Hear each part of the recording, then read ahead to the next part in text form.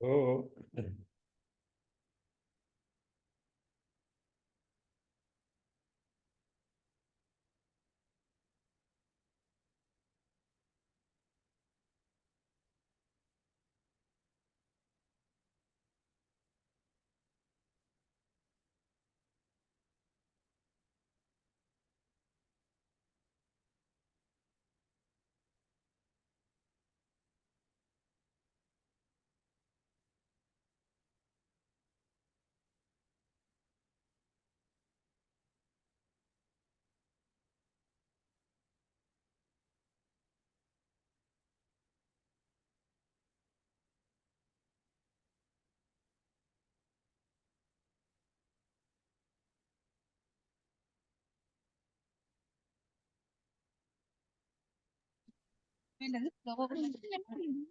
Hello. Hi. Hello. Hello. Hi. Yes. Yeah. Technology. Yes. Yeah, I don't know who else is on the line. It's just you, eh? I think people have just left because everyone was here. We're just waiting for you. Okay, let me send a message on WhatsApp. All right. All right.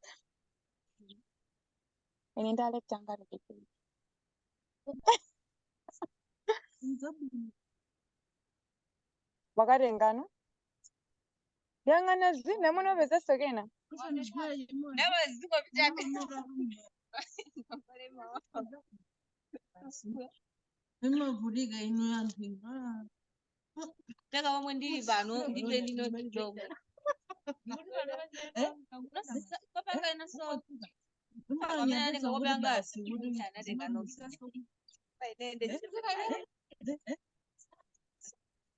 Kawaje jose ndibe bano.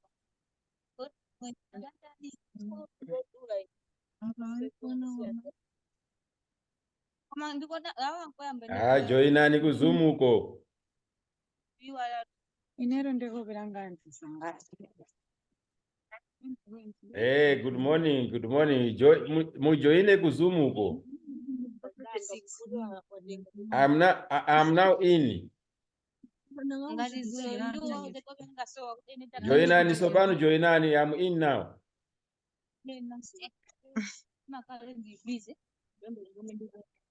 He's inside.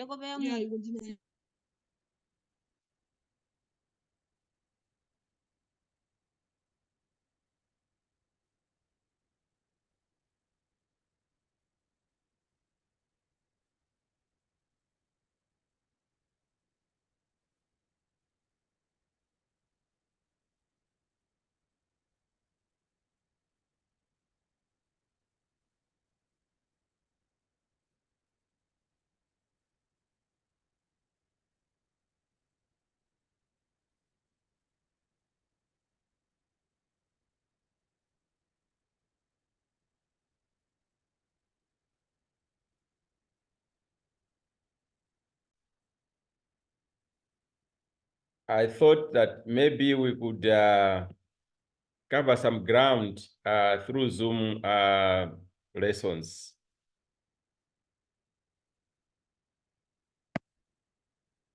So I hope everybody agrees that we are about, you're about 4 of you here. I hope we can start.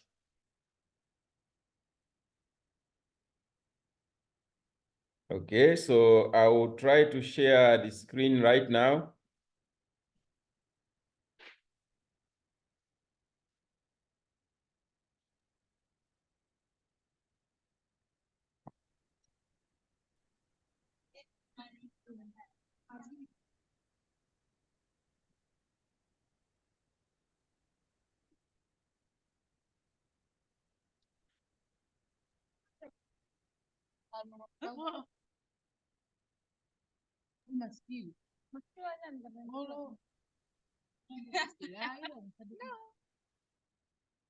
Hello, are you able to see my screen?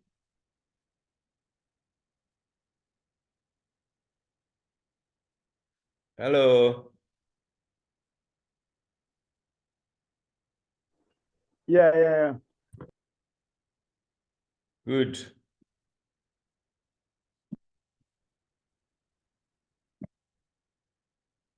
I hope you have pen and paper.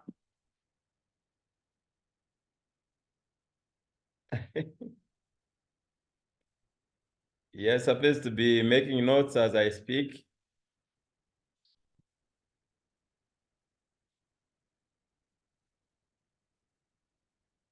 Yeah, so this part of the lecture is about the external environment of a business. If you will recall, managerial economics is about using economic models and concepts to make business decisions. And most of those concepts and models for internal business environment are microeconomic concepts. Remember your first assignment. Now, the microeconomic concepts are to do with decision-making in terms of what production techniques to use, what cost functions are appropriate for your business, and then how you maximize your profits and things like that. Those are micro concepts that deal with a business. Decision-making is at a business unit level, as microeconomics is defined. Now, a business has got also macroeconomic issues that are beyond its control, for example, the external environment to the business. And those are the macro aspects. Now, the business has to make sure it knows how to deal with issues that are beyond its own control, external factors, external business environment. So some of those are to do with the macroeconomic decisions that are made at a national level.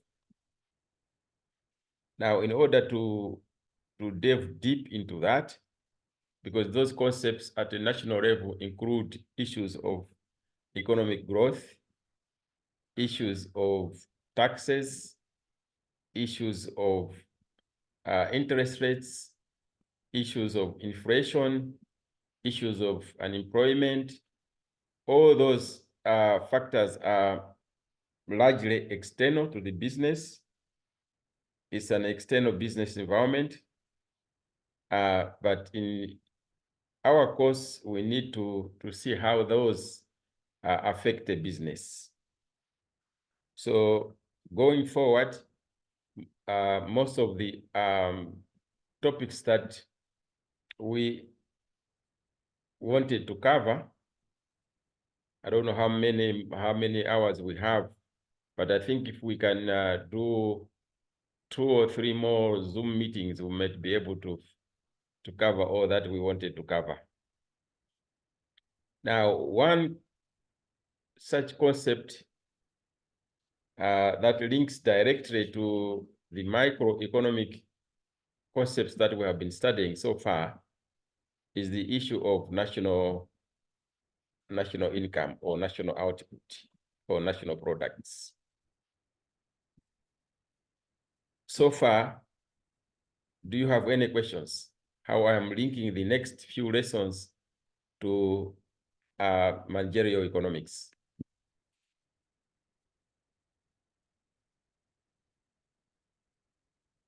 Are we all clear? Yeah, it's all clear, so we can continue. Okay, good. At one point, we will run out of time, so I will, because we have used a lot of the scheduled time, you know, it's 40 minutes each session. So already some of the time has been eaten, but we should log in again once we get what language can I use? Once we get disconnected. So whenever you see that we are being disconnected, sometimes I may not know. I may think that I'm speaking to people, but I'm speaking to myself while disconnected. Please just just give me an alert so that we log in again. Now, Okay. yeah, one concept that deals with external environment is the issue of national income. Now, this one, the way you should link it from the micro concepts that we have been studying so far in managerial economics to the macro side of the economy is the issue of demand and supply. If you remember demand and supply and the issue of perfect market, you will see that we dealt with issues of demand and supply there. Now, you also remember that when we drew the graph for supply, for example, this supply curve also represents producers, it represents sellers, and therefore we are talking of these people who are suppliers. So a supplier can be one person, it can be two, can be three, and it can be many. And remember, in the perfect market situation, you have many suppliers, not just one. Now, if, for example, you take an issue of maize, for example, one of us here could be farmers. So we are all suppliers. In total, we will have what we would call aggregate supply. So if we add up all of us as suppliers of maize, we will have aggregate supply of maize for Malawi, for example. So aggregate, the issue of aggregate comes in because we want to see where the market clears at a national level. So there will be issues of aggregate supply, and the same thing happens on the demand side. Remember, the demand as per a household or business unit was the micro side of it. But when you add up all the demand for each one of us, so for example, who are the consumers? So the demand curve, if you remember, we also indicated that this demand curve represents demanders, it represents consumers, it represents customers, and so on and so forth. So on the demand side, you can also aggregate and get what you would call aggregate demand. Now, look at it that way, that now from the micro side, we have aggregated, we have added up all the demand for all the businesses, for example, or all the consumers, all the supply for all the businesses, and all the suppliers. So now we have got that market where you have aggregate supply curve and aggregate supply demand curves. So look at it in the same way we looked at the when we are looking at the micro aspects of it.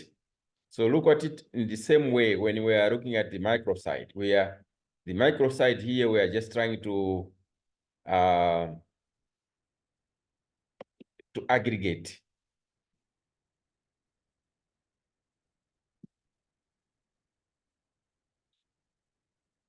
So now we can also get an equilibrium for the aggregated demand curve and aggregated supply curve.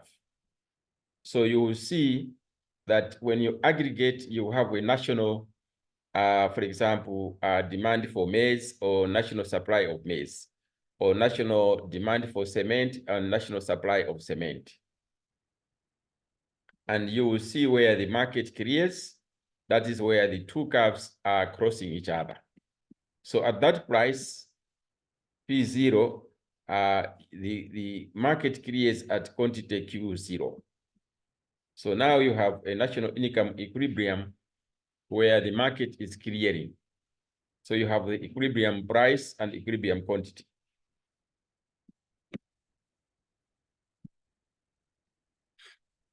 Now this brings us to the issue of what does a country produce? So for example, if you look at all that cement that you have produced, all that maize you have produced, all those potatoes you have produced, all those beans you have produced, you have a national supply or national products.